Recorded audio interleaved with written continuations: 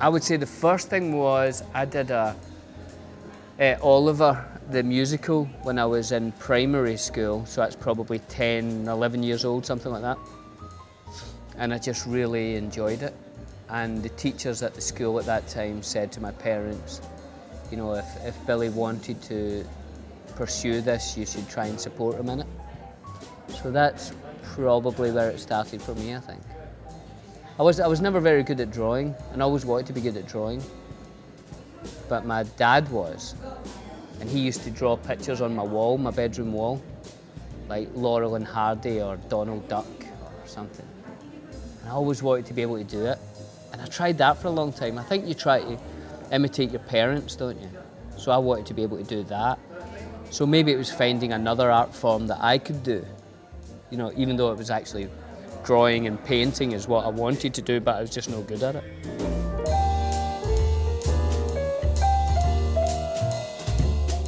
I like all the different art forms for different reasons, you know.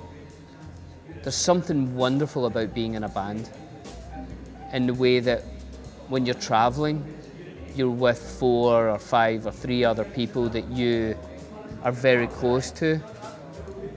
Not only in an artistic sense, but also as people, you have to be quite close, you know, to be in a band.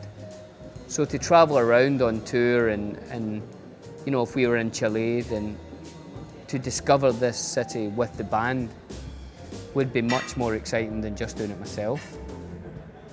So I love a band for that. And making music in a group is one of the most exciting things you could ever do. I love working in film because film is our way of our generation to tell stories. I think it's the best way that we have now to tell stories to each other. So I love being part of that. You know, maybe more than anything else. Theatre I still love because there's something so immediate about an audience. An audience is such a part of being in a theatrical play. And nothing else touches that, you know. So, yeah, I don't have a favourite is the quick answer.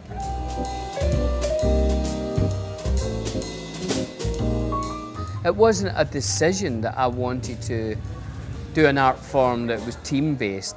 It's just that I was no good at the single, like I couldn't draw. I think I'd like to have been an artist. We went to the museum here in Santiago, and I was saying to the person who showed me how to get there that it's probably my favourite thing to do in the world is to go to museums. You know, I think, you know, an afternoon spent in the museum feeds your soul for a week. You know, it's wonderful to see that art. But, so I don't think it was a conscious decision to do something that was always with other people. I don't think. But I just, the only other thing I do where there isn't a lot of people is photography. I enjoy taking photographs, you know. But I don't enjoy the editing side of it. So I probably enjoy shooting with film better, but it's just so difficult now and so expensive that it's almost impossible. But I like the idea of shooting raw in a camera, but then to have to like work on every picture is just like, why? Take a picture on a film, get the film developed, yeah, done.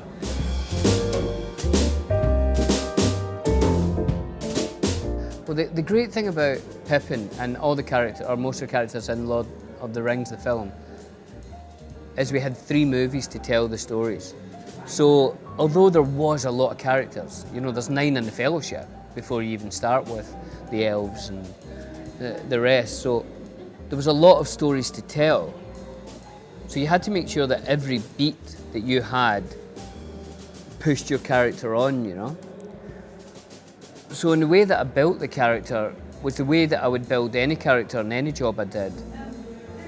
You do those very simple acting exercises, but which are just invaluable, where you write down any facts you know about the character, you know, things that are facts, that, you know, he is a hobbit, he's a took, So then you can look and say, well, what are the tooks like, you know?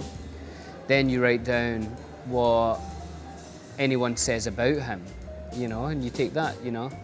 He never stops eating, so whatever it is, then that's, you know, you take that. You see what you say about other people, that informs a lot of what you do.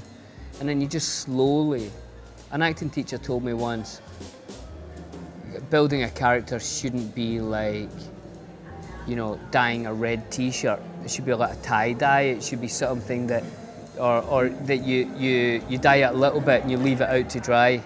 And then you dye it a little bit more and you get these layers of, so you very slowly build a character. And I think that's, you know, the house I stayed in New Zealand, I had an office in it. And by the time we started shooting, I had all over the walls pictures of Hobbiton and of things that, you know, drawings that people had done of Middle Earth and things that people had written about and poetry and, you know, Led Zeppelin songs and anyone who'd ever touched on Middle Earth. And then so slowly through that you build up the character.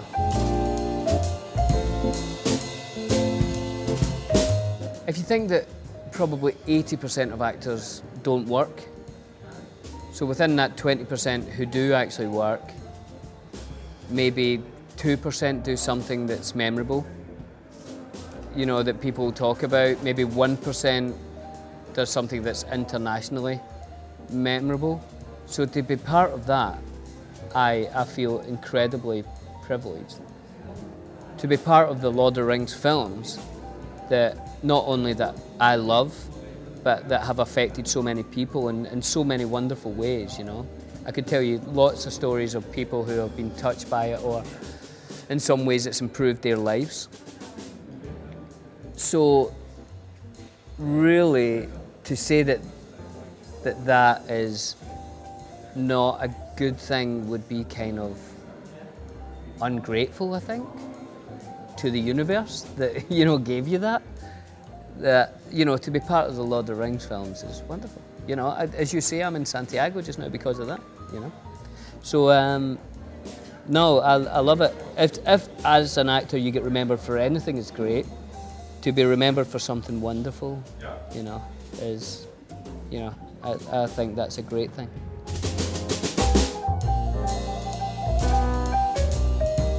Maybe not the easiest life, because most of the time countries, and I don't know what it's like in Chile, but most countries are not great at supporting the arts and supporting artists. And sometimes art takes a long time, as you know. You know, sometimes, wouldn't be the first time I've read a script, thought it was great, and the movie gets made 7 years later. So I think governments, countries, societies have to give artists some room to create, you know. So it might not be the easiest life, but it's a fulfilling life. You know, to create, I think, is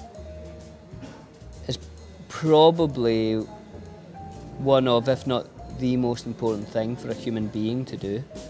You know, to take your experiences and somehow make something from that. And it doesn't matter what it is.